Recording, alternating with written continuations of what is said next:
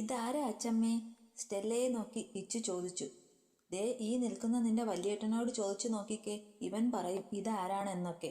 അച്ചമ്മ ചിരിച്ചുകൊണ്ട് പറഞ്ഞതും കിച്ചു അവളുടെ പിന്നിലായി വന്നു നിന്ന ഇന്ദ്രനെ ഒന്ന് നോക്കി. കള്ളച്ചിരിയോടുകൂടി നിൽക്കുകയായിരുന്നു ഇന്ദ്രൻ. ഇന്ദ്രേട്ടാ, ഇതാരാ? കിച്ചു ചോദ്യം ആവർത്തിച്ചു. നിനക്കെന്തെങ്കിലും ഐഡിയ ഉണ്ടോ? ഇന്ദ്രൻ ചോദിച്ചതും കിച്ചു മെല്ലെ സ്റ്റെല്ലയുടെ അരികിലേക്ക് വന്നു. എന്നിട്ട് അവളെ സൂക്ഷിച്ചു നോക്കി. സ്റ്റെല്ല ചെറുതായി ഒന്ന് മന്ദഹസിച്ചു. കിച്ചു, നിനക്ക് ആളെ മനസ്സിലായോ? ഇന്ദ്രൻ വന്നിട്ട് സ്റ്റെല്ലയുടെ തോളിൽ കൂടെ കൈയിട്ടുകൊണ്ട് തന്നോട് ചേർത്ത് നിർത്തി. നീ സുല്ലിട്ടോ കൊച്ചേ? ഒരു ഐഡിയയും കിട്ടുന്നില്ല. സുല്ലിട്ടു. കിച്ചു എളിക്ക് കൈയും കൊടുത്തുകൊണ്ട് നിന്നു. ഇത് സ്റ്റെല്ല, എൻ്റെ ഭാര്യ. ഇന്ന് കാലത്തെ ആയിരുന്നു ഞങ്ങളുടെ വിവാഹം. ഇന്ദ്രൻ പറഞ്ഞത് കേട്ട് വിശ്വസിക്കാനാവാതെ വാ പൊളിച്ചു നിൽക്കുകയാണ് കിച്ചു. ഈശ്വരാ, സത്യമാണോ ഇന്ദ്രേട്ടാ ഈ പറയുന്നത്? എനിക്കങ്ങോട്ട് ഷോ, ഈ കൊച്ചുകുട്ടിയെ ഏട്ടൻ കല്യാണം ചെയ്തെന്നോ? കിച്ചു താടിക്ക് കൈയും കൊടുത്തു നിന്നു. 2 ദിവസം കൂടി എടുക്കും ഇവൾക്ക് പ്രായപൂർത്തിയാകുവാൻ. അതിനുശേഷം ഞങ്ങളെ രജിസ്റ്റർ മാരേജ് നടത്തുന്നുള്ളൂ. അല്ലേ സ്റ്റെല്ല മോളെ? തന്നോട് ചേർന്ന് നിന്ന് വിറയ്ക്കുന്നവളെ നോക്കി ഇന്ദ്രൻ പറഞ്ഞു. ഇന്ദ്രേട്ടൻ എന്നോടെന്തേ ഈ കാര്യം ഇതുവരെയായിട്ടും പറയാഞ്ഞത്? നിങ്ങളെല്ലാവരും കൂടി എന്നെ പറ്റിക്കുന്നതല്ലേ? സത്യം പറ അച്ചമ്മേ, ഇതാരാണ്? കിച്ചു പിന്നെയും ചോദിച്ചു. സ്റ്റെല്ലയുടെ മാറിലെ താലിയെടുത്ത് മേൽപോട്ട് ഉയർത്തിയ ശേഷം ഇന്ദ്രൻ കിച്ചുവിനെ വിളിച്ചു. ഞാൻ താലി ചാർത്തി കൂടെ കൂട്ടിയ പെണ്ണാണിത്. ഞാൻ കെട്ടിയ താലിയാണ് ഇവളുടെ കഴുത്തിൽ കിടക്കുന്നത്. ഇതിൽ കൂടുതൽ അടയാളമൊന്നും എനിക്ക് നിന്നോട് കാണിച്ചു തരുവാൻ പറ്റില്ല. അപ്പോഴാണ് കിച്ചു പോലും അവളുടെ കഴുത്തിൽ കിടന്ന താലിമാല ശ്രദ്ധിച്ചത്. എന്നോട് ഇതേവരെ ആയിട്ടും ഒരു രഹസ്യം പോലും ഒളിച്ചു വയ്ക്കാത്ത ഇന്ദ്രേട്ടൻ ഈ കാര്യം എന്താണ് പറയാതിരുന്നത്? കഷ്ടമായി പോയി കേട്ടോ. ഒന്ന് അറിയിച്ചിരുന്നെങ്കിൽ ഞാൻ കാലത്തെ വരില്ലായിരുന്നോ? അച്ചമ്മയെയും ഇന്ദ്രനെയും നോക്കി മുഖം വീർപ്പിച്ചുകൊണ്ട് കിച്ചു അകത്തേക്ക് കയറിപ്പോയി. അച്ചമ്മേ, ചെന്ന് അവളെ കാര്യങ്ങളൊക്കെ ഒന്ന് പറഞ്ഞു മനസ്സിലാക്കിച്ചേ. ഞാനിപ്പോ എന്തൊക്കെ പറഞ്ഞാലും അവൾ അതൊന്നും വിശ്വസിക്കില്ല. ഇപ്പോൾ ഈ പ്രശ്നം സോൾവ് ചെയ്യുവാൻ അച്ചമ്മയ്ക്ക് മാത്രമേ സാധിക്കുകയുള്ളൂ. ഞാനൊന്ന് ശ്രമിച്ചു നോക്കാം, പക്ഷേ ഉറപ്പില്ല. നിനക്കറിയാലോ മോനെ അവളുടെ സ്വഭാവം. പിടിവാശി വളരെ കൂടുതലാണ് അവൾക്ക്. അച്ചമ്മ ഒന്ന് ട്രൈ ചെയ്യ്. പറ്റൂന്നേ. എന്തൊക്കെയായാലും അവള് നമ്മുടെ കുട്ടിയല്ലേ. ചെല്ല്. ഇന്ദ്രൻ പറഞ്ഞതും തലയാട്ടിക്കൊണ്ട് അച്ചമ്മ അകത്തേക്ക് കയറിപ്പോയി. അപ്പോഴും അവൻ തന്നോട് ചേർത്ത് നിർത്തിയിരിക്കുകയായിരുന്നു സ്റ്റെല്ലയെ. ഡി, കാതോരം അവന്റെ ഗൗരവത്തിലുള്ള ശബ്ദം. സ്റ്റെല്ല പെട്ടെന്ന് മുഖമുയർത്തി. നീ എന്തിനാണ് ഇങ്ങനെ വിറയ്ക്കുന്നത്? ഞാൻ എന്തെങ്കിലും ചെയ്തോ? സോറി. എന്തോന്ന് സോറി? അതൊക്കെ നിന്റെ കയ്യിൽ വെച്ചാൽ മതി. ഇനി എങ്ങാനും നിന്നെ വിറച്ചിട്ടുണ്ടെങ്കിൽ ഈ ഇന്ദ്രൻ ആരാണെന്ന് നീ അറിയും. ദേഷ്യത്തിൽ അവളെ നോക്കി പറഞ്ഞുകൊണ്ട് അവൻ അല്പം കൂടി തന്നിലേക്ക് ചേർത്തു. പേടിച്ചിട്ടാ ഇന്ദ്രേട്ടാ? ആരെയാണ് നിനക്കിത്ര പേടി? എനിക്കിവിടെ ആരെയും പരിചയമില്ലല്ലോ, അതുകൊണ്ടാ. ആരെയാണ് നിനക്ക് പരിചയമില്ലാത്തത്? അത് എൻ്റെ അച്ചമ്മ, പിന്നെ അടുക്കളയിലെ സഹായത്തിന് നിൽക്കുന്ന ലളിത ചേച്ചി. പിന്നെ ഞാൻ ആരാണെന്ന് നിനക്കറിയില്ലേ? അറിയാം, എല്ലാവരെയും അറിയാം. പിന്നെ പരിചയമില്ലെന്ന് പറഞ്ഞതോ? ഇപ്പോൾ പോയ കുട്ടിയെ. ആ കുട്ടി ഇനി എന്തെങ്കിലും പ്രശ്നമുണ്ടാക്കുമോ? എന്ത് പ്രശ്നം? എനിക്കൊന്നും അറിയില്ല. സത്യം പറഞ്ഞാൽ എല്ലാവരെയും എനിക്ക് പേടിയാ. അതുകൊണ്ടാ. സോറി ഏട്ടാ. അത് പറയുകയും അവളുടെ മിഴികൾ നിറഞ്ഞു. സ്റ്റെല്ല, വെറുതെ നീ കരയരുത്. നിന്നോട് ഞാൻ കാര്യങ്ങളൊക്കെ വ്യക്തമായി പറഞ്ഞു തന്നതാണ്. ഇവിടെ ആർക്കും യാതൊരുവിധ സംശയവും ഉണ്ടാവാൻ പാടില്ല, കേട്ടല്ലോ? അവൾ വേഗം കണ്ണീര് തുടച്ചു മാറ്റി. നീ വാ, നമുക്ക് കിച്ചുവിനോട് സംസാരിക്കാൻ. ഇന്ദ്രൻ അവളെയും കൂട്ടി അകത്തേക്ക് കയറിപ്പോയി. സ്വീകരണ മുറിയിലെ സെറ്റിയിൽ അച്ചമ്മയുടെ മടിയിൽ തലവെച്ച് കിടക്കുകയാണ് കിച്ചു. എന്തൊക്കെയോ പദം പേർക്കി പറയുന്നുണ്ട് അവള്. ഒപ്പം കരയുന്നുമുണ്ട്. അത് കണ്ടതും ഇന്ദ്രന് സങ്കടമായി. അവൻ സ്റ്റെല്ലയോട് കിച്ചുവിൻ്റെ അടുത്തേക്ക് ചെല്ലുവാൻ കൈകൊണ്ട് ആംഗ്യം കാണിച്ചു. സ്റ്റെല്ല പതിയെ അവളുടെ അടുത്തേക്ക് ചെന്നു. അച്ചമ്മയുടെ മടിയിലായി കിടന്നിരുന്ന കിച്ചുവിൻ്റെ അരികത്ത് തറയിൽ മുട്ടുകുത്തിയിരുന്നു. ശേഷം സ്റ്റെല്ല പതിയെ അവളുടെ തോളിൽ കൈവച്ചു. കിച്ചു, പിണക്കമാണോ എന്നോട്? സോറി കേട്ടോ, എല്ലാം പെട്ടെന്നായിരുന്നു. സാഹചര്യം മോശമായിപ്പോയി. അതുകൊണ്ട് കിച്ചുവിനെ ഒന്നും അറിയിക്കാൻ സാധിക്കാഞ്ഞത്. സ്റ്റെല്ലയുടെ ശബ്ദം കേട്ടതും കിച്ചു പെട്ടെന്ന് മുഖമുയർത്തി. തൻ്റെ മുന്നിലായി മുട്ടുകുത്തിയിരിക്കുന്നവളെ കണ്ടതും കിച്ചു അച്ചമ്മയുടെ മടിയിൽ നിന്ന് എഴുന്നേറ്റു. സോറിടാ, കിച്ചുവിന് വിഷമമാണെന്ന് അറിയാം, പക്ഷേ. സ്റ്റെല്ല അത് പറഞ്ഞുകൊണ്ട് എഴുന്നേറ്റതും കിച്ചു അവളെ കെട്ടിപ്പിടിച്ചു. എന്നിട്ട് അവളുടെ കവളിൽ ഒരു ഉമ്മ കൊടുത്തു. സ്റ്റെല്ല എന്നോട് സോറി എന്നും പറയണ്ട. എനിക്ക് ഇയാളെ ഒരുപാട് ഇഷ്ടമായി. പക്ഷേ പിണക്കമുള്ളതൊക്കെ എനിക്ക് ഇന്ദ്രേട്ടനോടാണ്. ഏട്ടൻ എന്നോട് ഒരു വാക്ക് പോലും പറഞ്ഞില്ലല്ലോ. ഇന്ദ്രനെ നോക്കി ചുണ്ട് കൂർപ്പിച്ചുകൊണ്ട് കിച്ചു വീണ്ടും ആവർത്തിച്ചു. ഇന്ദ്രേട്ടന് ആകെ തിരക്കായിരുന്നു, അതുകൊണ്ടാണ്. ഒന്നും മനഃപൂർവ്വം അല്ലടാ, ഒന്ന് ക്ഷമിച്ചുകൂടെ? സ്റ്റെല്ല പിന്നെയും ഇന്ദ്രനു വേണ്ടി അവളോട് കെഞ്ചി. ശരി ശരി, എൻ്റെ നാത്തൂൻ പറഞ്ഞ സ്ഥിതിക്ക് ഞാനിത് ക്ഷമിച്ചിരിക്കുന്നു. പക്ഷേ ഞാൻ പറയുന്ന പ്രായശ്ചിത്തം ചെയ്തു തരണം. സമ്മതമാണോ ഇന്ദ്രേട്ടാ? കിച്ചു ഇന്ദ്രൻ്റെ മുഖത്തേക്ക് നോക്കി. എൻ്റെ കിച്ചുകുട്ടി എന്തു പറഞ്ഞാലും ശരി, ഏട്ടൻ അത് അനുസരിക്കും പറഞ്ഞുകൊണ്ട് ഇന്ദ്രൻ കിച്ചുവിൻ്റെ അടുത്തേക്ക് വന്നു. വാക്കാണോ? വാക്ക്. ശരി, കാര്യങ്ങളൊക്കെ ഞാൻ നാളെ പറയാം. ഇപ്പോൾ തൽക്കാലം അത് സർപ്രൈസ് ആയിട്ടിരിക്കട്ടെ, കേട്ടോ? കിച്ചു ഇന്ദ്രൻ്റെ വയറ്റിൽ ഒരു ഇടി വെച്ചു കൊടുത്തുകൊണ്ട് മുറ്റത്തേക്ക് ഇറങ്ങിപ്പോയി.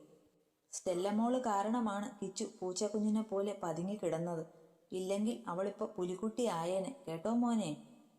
തൻ്റെ സാധനങ്ങളൊക്കെ വണ്ടിയിൽ നിന്ന് എടുത്തുകൊണ്ടുവരാം എന്ന് പറഞ്ഞ് വെളിയിലേക്ക് ഇറങ്ങിപ്പോയ കിച്ചുവിനെ നോക്കി അച്ചമ്മ പറഞ്ഞു.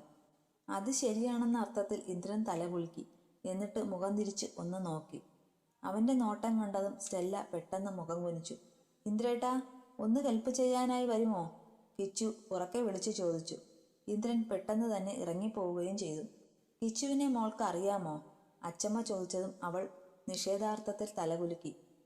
എനിക്കൊരു മകളുണ്ട്, അരുന്ധതി എന്നാണ് അവളുടെ പേര്. ഭർത്താവിൻ്റെ ഒപ്പം ബാംഗ്ലൂരിലാണ് അവരുടെ താമസം. അരുന്ധതിയുടെ ഒരേ ഒരു മോളാണ് കിച്ചു. വെക്കേഷൻ ആയതുകൊണ്ട് നാട്ടിലേക്ക് കുറച്ച് ദിവസം നിൽക്കാനായി വരുമെന്ന് അരുന്ധതി എന്നെ വിളിച്ച് അറിയിച്ചിരുന്നു. പക്ഷേ ഇത്ര പെട്ടെന്ന് എത്തുമെന്ന് ഞാൻ കരുതിയില്ല, കേട്ടോ? അച്ചമ്മ പറഞ്ഞു. കിച്ചു വർഷത്തിൽ 2-3 തവണ ഒക്കെ ഇവിടെ എത്താറുണ്ട്. ഇന്ദ്രനെ വലിയ കാര്യമാണ് അവൾക്ക്. അവന് തിരിച്ചു. കിച്ചുവിൻ്റെ ബെസ്റ്റ് ഫ്രണ്ടാണ് ഇന്ദ്രൻ എന്ന് അവൾ എപ്പോഴും പറയും. അവർക്കിടയിൽ അങ്ങനെ രഹസ്യങ്ങളൊന്നുമില്ല. ആകെ കൂടി അവൻ ഒളിപ്പിച്ചു വെച്ചത് മോളുടെ കാര്യമാണ്. അത് എത്രയായാലും അനിയത്തിക്കുട്ടിയോട് പറയുവാൻ അവനൊരു മടി കാണുമായിരിക്കും. അതുകൊണ്ടാവും പറയാതിരുന്നത്. അച്ചമ്മ പറയുന്നതൊക്കെ കേട്ടുകൊണ്ട് അവൾ തലകുലുക്കി നിന്നത് മാത്രമേയുള്ളൂ. സംസാരിച്ചു കൊണ്ടിരുന്നപ്പോൾ കിച്ചുവും ഇന്ദ്രനും 2-3 വലിയ ബാഗുകൾ അകത്തേക്ക് കയറ്റിക്കൊണ്ടുവന്ന് വെച്ചു. അച്ചമ്മയുടെ റൂമിൻ്റെ അരിയിലായിരുന്നു കിച്ചുവിന് കിടക്കാനുള്ള റൂം സെറ്റ് ചെയ്തിരുന്നത്. ലളിത ചേച്ചി വന്ന് ബെഡ്ഷീറ്റൊക്കെ മാറ്റി വിരിച്ചു കൊടുത്തു. അപ്പോഴേക്കും ഇന്ദ്രനും അവളും കൂടി ബാഗ് എല്ലാം കൊണ്ടുവന്ന് വെച്ചു. അച്ചമ്മയോടൊപ്പം നിൽക്കുന്ന സ്റ്റെല്ലയുടെ കൈക്ക് പിടിച്ചുകൊണ്ട് കിച്ചു അവളെ മുന്നിലേക്ക് നിർത്തി. ഇതെന്താ കൊച്ചേ ഇങ്ങനെ പേടിച്ചു വിറച്ചു നിൽക്കുന്നത്? വന്നേ, എൻ്റെ ചുന്ദരി മുത്തിനെ ഞാനൊന്ന് ശരിക്ക് കാണട്ടെ. അവളുടെ താടിത്തുമ്പിൽ പിടിച്ച് മേൽപോട്ട് ഉയർത്തിയതിന് സ്റ്റെല്ല ഒന്ന് പുഞ്ചിരിച്ചു. ഇതെങ്ങനെ പരിചയപ്പെട്ടു എൻ്റെ ഏട്ടനെ? ഈ സൗന്ദര്യം കൊണ്ട് വീണുപോയതാവൂല്ലേ? നിങ്ങളുടെ ലവ് സ്റ്റോറി ഒന്ന് പറയാമോ? ഞാൻ ഭയങ്കര വെയിറ്റിംഗ് ആണ്, കേട്ടോ? കിച്ചു. പെട്ടെന്നായിരുന്നു ഇന്ദ്രൻ അവളെ ഉറക്കെ വിളിച്ചത്. എന്താ ഏട്ടാ? ദാ വരുന്നു, ഫോണുണ്ട്. അവൻ പറഞ്ഞതും ഇപ്പോൾ വരാം എന്ന് പറഞ്ഞുകൊണ്ട് കിച്ചു പോയി. ഒരു കഥയില്ലാത്ത കുട്ടിയാ. മോളിതൊന്നും കാര്യമാക്കേണ്ട, കേട്ടോ? അച്ചമ്മയുടെ ഒപ്പം നടക്കുമ്പോൾ സ്റ്റെല്ല തലകുലുക്കി. കിച്ചു വന്ന ശേഷം പിന്നെ ആകെ ബഹളമായിരുന്നു. അവളുടെ ചിരിയും ബഹളവുമൊക്കെ കേട്ടപ്പോൾ നാലുകെട്ട് ആകെ ഉണർന്നു. സന്ധ്യയ്ക്ക് കുളി കഴിഞ്ഞതും ഇന്ദ്രനും കിച്ചുവും കൂടി അടുത്തായി നിലകൊള്ളുന്ന കുടുംബ പരദേവതയെ തൊഴുവാൻ വേണ്ടി പോയിരുന്നു. സ്റ്റെല്ലയെ നിർബന്ധിക്കേണ്ട എന്ന് അച്ചമ്മ അവരോട് പറഞ്ഞിരുന്നു. ലളിത ചേച്ചിയോടൊപ്പം ചേർന്ന് അത്താഴം ഉണ്ടാക്കുവാനുള്ള തയ്യാറെടുപ്പിലായിരുന്നു സ്റ്റെല്ല. ഇന്ദ്രന് ചപ്പാത്തി മതിയായിരുന്നു. അത് നന്നായി കുഴച്ചു പരത്തി വെക്കുകയാണ് ലളിത ചേച്ചി. കോളിഫ്ലവർ വെച്ച് ഒരു മസാലക്കറി ഉണ്ടാക്കണമായിരുന്നു. അത് അവന് എന്നും വേണം. താൻ ഉണ്ടാക്കാം എന്ന് പറഞ്ഞുകൊണ്ട് സ്റ്റെല്ല പെട്ടെന്ന് തന്നെ അതെടുത്ത് ചെറു ചൂടുവെള്ളത്തിലിട്ടു. അല്പം മഞ്ഞപ്പൊടിയും ചേർത്ത് കൊടുത്തു. സവാളയും ഇഞ്ചിയും വെളുത്തുള്ളിയും ഒക്കെ ചേർത്ത് കുക്കിംഗ് ഓയിലിൽ വഴറ്റിയെടുത്തു. തൻ്റേതായ ഒരു രീതിയിലായിരുന്നു അവൾ അത് കറിയാക്കി എടുത്തത്. മോളെ, ഇനി പോയി കുളിക്ക് നീ. നേരം 7 മണിയോളം ആയില്ലേ? ലളിത ചേച്ചി പറഞ്ഞു. ഒരു 5 മിനിറ്റ് ചേച്ചി, കറി ഒന്ന് വാങ്ങി വെച്ചോട്ടെ, കേട്ടോ? വൈകണ്ട കേട്ടോ. ഇന്ദ്രൻ വന്നാലേ ചിലപ്പോൾ വഴക്കു പറയും. പെട്ടെന്ന് തന്നെ പണിയെല്ലാം തീർത്തു സ്റ്റെല്ല കുളിക്കാനും പോയിരുന്നു.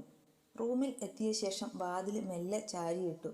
അഥവാ ഇന്ദ്രൻ വന്നെങ്കിലോ എന്നോർത്തായിരുന്നു. മാറി ധരിക്കുവാനുള്ള വേഷവും എടുത്തുകൊണ്ട് അവൾ പെട്ടെന്ന് കുളിക്കുവാനായി കയറി. ഇത്രയും വലിയൊരു ബാത്റൂമൊന്നും അവൾ കണ്ടിട്ട് പോലുമില്ലായിരുന്നു. പളപളാ മിന്നുന്ന ചുവരിലേക്ക് നോക്കി അവൾ കുറച്ച് ഏറെ നേരം നിന്നു. വില കൂടിയ പൈപ്പുകളൊക്കെയാണ്. സോപ്പും ഷാമ്പുവും ഫേസ് വാഷും പിന്നെ ഏതൊക്കെയോ ക്രീമുകളും ഒക്കെ അടുക്കി വെച്ചിട്ടുണ്ട്. സോപ്പെടുത്ത് ഒന്ന് അവൾ മണത്ത് നോക്കി. ഓ, ഈ മണം തന്നെയാണല്ലോ ആ മനുഷ്യനും. പെട്ടെന്ന് അവൾ ഓർത്തു. ഷവറിൻ്റെ കീഴിൽ നിന്ന് കുളിച്ചാലൊന്നും തൃപ്തി വരില്ല. അതുകൊണ്ട് പൈപ്പ് തുറന്ന് വെള്ളം പിടിച്ചു വെച്ച ശേഷം സ്റ്റെല്ല കുളിച്ചത്. ആസ്വദിച്ച് ഒന്ന് കുളിച്ച ശേഷം വെളിയിലേക്ക് ഇറങ്ങി വന്നതും ഇന്ദ്രൻ്റെ മുന്നിലേക്കായിരുന്നു. അമ്പലത്തിൽ പോയിട്ട് വന്ന് കുർത്ത മാറ്റി വേറൊരു ടീഷർട്ട് എടുത്തിടാൻ തുടങ്ങുമ്പോഴായിരുന്നു അത് ഇന്ദ്രൻ്റെ കയ്യിൽ നിന്ന് താഴേക്ക് വീണത്. എടുക്കുവാനായി കുനിഞ്ഞപ്പോൾ വാഷ്റൂമിൻ്റെ വാതിൽ തുറക്കുന്ന ശബ്ദം കേട്ടത്. നോക്കിയപ്പോൾ ആദ്യം കണ്ടത് വെള്ളിക്കുലുസണിഞ്ഞ പാദങ്ങളായിരുന്നു. മുഖമുയർത്തി നോക്കിയതും കുളി കഴിഞ്ഞ് ഈറനോടെ ഇറങ്ങി വരികയാണ് സ്റ്റെല്ല. മുടി മുഴുവനായും ഉച്ചിയിൽ കെട്ടിവച്ചിട്ടുണ്ട്. എങ്കിലും ഇടയിലായി ഒന്ന് രണ്ട് ചെറിയ മുടിച്ചുരുളുകൾ ഇടത് കാതിൻ്റെ മേലെ വീണ് കിടക്കുന്നു. ഒപ്പം അതിൽ നിന്നും ചെറിയ മുത്തുമണികൾ പോലെ വെള്ളത്തുള്ളികൾ കഴുത്തിലേക്ക് പതിക്കുന്നുണ്ട്. അവളുടെ തെളിഞ്ഞ കണ്ണുകളും നീണ്ട മൂക്കും അല്പം വിടർന്ന അധരവും കണ്ടതും പെട്ടെന്ന് അവൻ മുഖം മാറ്റി. താൻ അണിയിച്ച ആ താലി മാറിൽ പറ്റിച്ചേർന്ന് കിടക്കുന്നത് അപ്പോഴാണ് അവൻ്റെ ദൃഷ്ടിയിൽ ഉടക്കിയത്. സ്റ്റെല്ല പതിയെ അവൻ്റെ അടുത്തേക്ക് വന്നു. ഞാൻ കുളിക്കാൻ കയറിയതാ. മുടി മുഴുവനും വെള്ളമാണല്ലോ, ശരിക്ക് തോർത്തിയില്ലേ? പെട്ടെന്ന് അവൻ ചോദിച്ചു. എന്നിട്ടാണോ ഈ വെള്ളം? പറഞ്ഞുകൊണ്ട് അവൻ അവളുടെ ഉച്ചിയിൽ കെട്ടിവച്ചിരിക്കുന്ന ടവൽ പിടിച്ച് ഒന്ന് ചുഴറ്റി. അവളുടെ മുടി മുഴുവൻ അഴിഞ്ഞു ഉലഞ്ഞതും ഇന്ദ്രൻ ശ്വാസം ആഞ്ഞു വലിച്ചു. ഓ, വല്ലാത്ത മണം. തൻ്റെ മനം മയക്കുകയാണ്. കിച്ചു വന്ന് ഡോറിൽ തട്ടിയതും ഇന്ദ്രൻ തിരിഞ്ഞു നോക്കി.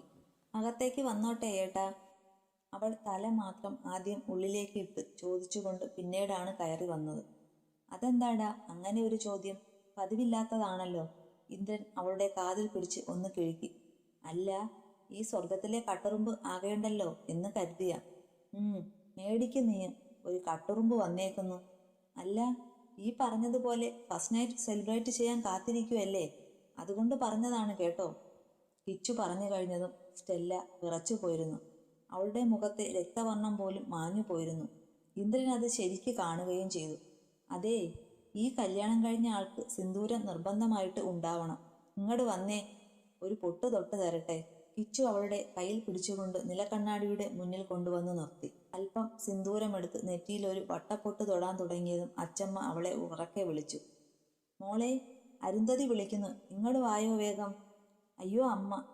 സ്റ്റെല്ല, ഇത് തൊട്ടോളൂ കേട്ടോ, ഞാൻ പോയെന്ന് അമ്മയോട് സംസാരിക്കട്ടെ. കിച്ചു പെട്ടെന്ന് മുറിവിട്ട് ഇറങ്ങിപ്പോയി. സ്റ്റെല്ല, ഇന്ദ്രൻ വിളിച്ചതും അവൾ ഞെട്ടിപ്പിടഞ്ഞ് മുഖമുയർത്തി. വാ, ഭക്ഷണം കഴിക്കാൻ പറഞ്ഞുകൊണ്ട് അവൻ ഇറങ്ങി. പൊട്ടൊന്നും തൊടാതെ കൊണ്ട് സിന്ദൂരച്ചെപ്പ് അവിടെ വെച്ചിട്ട് അവൾ ഡൈനിങ് ഹാളിൽ ചെന്നപ്പോൾ അച്ചമ്മ ഇരുന്ന് കഴിഞ്ഞിരുന്നു. ഇന്ദ്രനും കിച്ചുവും എന്തൊക്കെയോ തമാശകൾ പറഞ്ഞ് പൊട്ടിച്ചിരിച്ചുകൊണ്ട് അച്ചമ്മയുടെ അടുത്തായി വന്നിരുന്നു. ഒപ്പം സ്റ്റെല്ലയും. 3 ചപ്പാത്തി എടുത്ത് ഇന്ദ്രൻ തൻ്റെ പ്ലേറ്റിലേക്ക് ഇട്ടു. സ്റ്റെല്ലയ്ക്ക് എന്താണ് കഴിക്കാൻ വേണ്ടത്? കിച്ചു ചോദിച്ചു. എന്തായാലും കുഴപ്പമില്ല, അവൾ പറഞ്ഞതും ഇന്ദ്രൻ 2 ചപ്പാത്തി എടുത്ത് അവളുടെ പ്ലേറ്റിലേക്ക് കൊടുത്തു. ഒരെണ്ണം മതിയായിരുന്നു. അവൾ പതിയെ ചുണ്ടനക്കിയതും ഇന്ദ്രൻ ഒന്ന് സൂക്ഷിച്ചു നോക്കി. ഷോ, ഈ പാവത്തിനെ ഇങ്ങനെ നോക്കി പേടിപ്പിക്കാതെ ഏട്ടാ, അത് കഴിക്കട്ടെ എന്നേ. കിച്ചു പറഞ്ഞതും അച്ചമ്മയും ലളിത ചേച്ചിയും ചിരിച്ചു. അച്ചമ്മേ, ഉള്ളത് പറയാലോ, എനിക്കിപ്പോഴും വിശ്വാസമില്ല കേട്ടോ ഇവർ തമ്മിൽ പ്രേമമാണെന്ന്. നോക്കിക്കേ, ഈ ഏട്ടനാണെങ്കിൽ സ്റ്റെല്ലയെ ഭീഷണിപ്പെടുത്തി കൊണ്ടുവന്ന് കെട്ടിയതാണ്. കാലം തെളിയിക്കും ഇത്. ഇല്ലെങ്കിൽ നോക്കിക്കോ. കിച്ചു അത് പറഞ്ഞതും ഇന്ദ്രൻ അവളെ ഒന്ന് സൂക്ഷിച്ചു നോക്കി.